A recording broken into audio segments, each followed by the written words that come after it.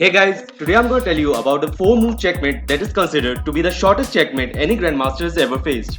It was played between Grandmasters Gibbard and Lazard in the Press Championship. Now game started with pawn to d4, Lazard replied with nf6, Gibbard played nd2, then e5 offering a pawn. White saw a free pawn coming and immediately captured the pawn, attacking the black's knight. In order to save it, black moved it to g4 and attacked white's knight at e5. White tried to chase it away by playing h6 and immediately resigned.